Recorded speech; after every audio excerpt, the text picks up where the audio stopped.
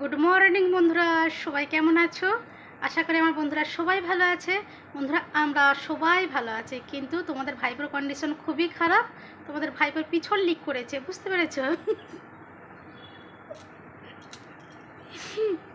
পিছন লিক করেছে বলছে বলে বাবুর রাগ হচ্ছে। হ্যাঁ, কি হয়েছে দুষ্টু বল? লুজ মোশন হচ্ছে। জোরে বল, শুনতে পাইনি। Loose motion. শুনতে পেলে কি হয়েছে?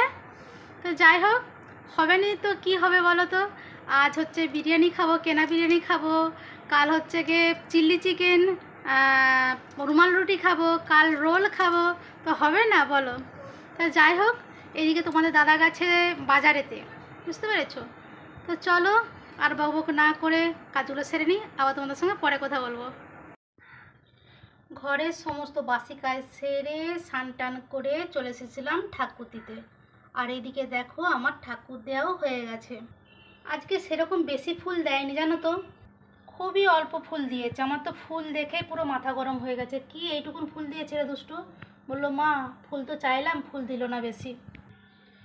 দেখো, তোমাদের দাদা বাজারে গিয়েছিল, বাজার থেকে কি এনেছে? এনেছে রুই মাছ। দেখো, অনেকগুলোই পিস হয়েছে, কিন্তু এখনও কিন্তু ভাত বসানো হয়নি। আর এইখানে দেখো, ছেলের যেহেতু একটু পেটটা প্রবলেম হচ্ছে, সেই জন্য তোমাদের দাদা এনেছে লাউ শাক।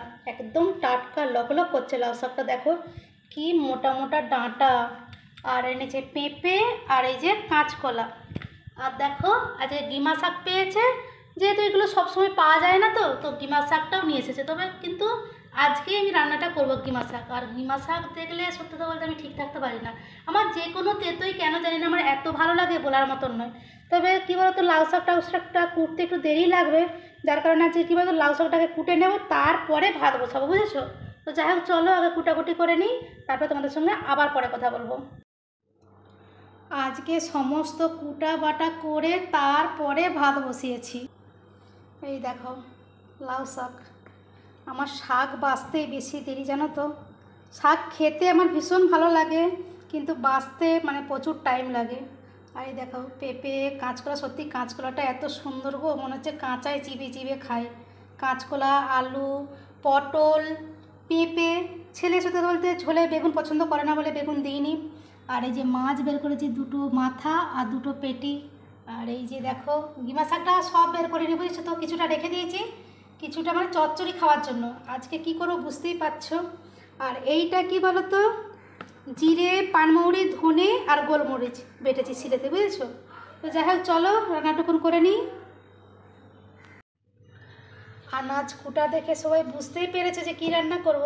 তাও দেখিয়ে দিই তোমাদেরকে যে কী রান্না করলাম। এই দেখো, লাউ শাক, পেঁপে, কাঁচকলা, পটল আর রুই মাছ দিয়ে পাতলা ঝোল করেছি। আর মশলাটা তো তোমাদেরকে বললামই, জিরে, পানমৌরি, ধনে আর গোলমরিচ। এটা কিন্তু কোনো ফোড়ন দিইনি, বুঝেছো তো, পুরো সিদ্ধ মানে টপকা ঝোল যাকে বলে, বুঝতে পেরেছো? আর এই যে এখানে রয়েছে এই যে কিমা শাকটা অল্প তেল দিয়ে ভেজেছি। আর আলুটা কুটে রেখেছিলাম, আলুটা কী বলো তো কুকারে সিদ্ধ করে নিয়েছিলাম। তো কিমা আর আলু মাখাবো। আর অবশ্যই রয়েছে ভাত। অ্যাকচুয়ালি কী বলো তো, ভাতের মধ্যে আলুটা যদি সিদ্ধ দেওয়া হয়, সে আলুটা খেতে বেশি টেস্ট হয়। কিন্তু আমাদের হাঁড়িটা যেহেতু ছোট, আলু সিদ্ধ দিলে তো হবে না, সেই জন্যই কুকারে দেওয়া হয়, বুঝতে পেরেছো? তো যাই হোক, দেখি দুষ্টুকে ডাকিও খায় নাকি। ওই দুষ্টু, দুষ্টু, ওই দুষ্টু, চলে চলে খেলবো, চলে, গরম গরম চলে বাড়ছি। হ্যাঁ, উঠে বল, চলে। তো যাই হোক, দেখো বন্ধুরা, মা ছেলে খেতে বসে গেছি। তো ওদের ভাইপোর কন্ডিশন সত্যিই খুব খারাপ, মুখ শুকিয়ে গেছে একদম। এই যে দেখো, গিমালু সেদ্ধ, এটা তো দুষ্টু খেতে ভীষণ মানে ভীষণই ভালোবাসে। সবচেয়ে অপছন্দের তালিকা এইটাই, কিন্তু কিছু করার নেই, এটা ওকে খেতেই হবে।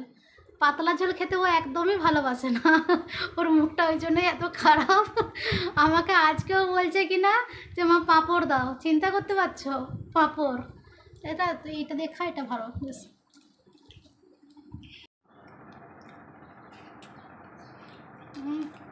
ডিমালু মাখাটা কি সুন্দর হয়েছে, হেভি লাগছে খেতে। তো যাই হোক বন্ধুরা, চলো আজকের মতো কিন্তু এখানেই ভিডিওটা শেষ করব। ভিডিওটা যদি তোমাদের ভালো লেগে থাকে, অবশ্যই লাইক, কমেন্ট, শেয়ার করো। আর বন্ধুরা সবাই ভালো থেকো, সুস্থ থেকো, আর এভাবে এই বৌদির পাশে থেকো। তো চলো আজকের মতো রাখি, টাটা।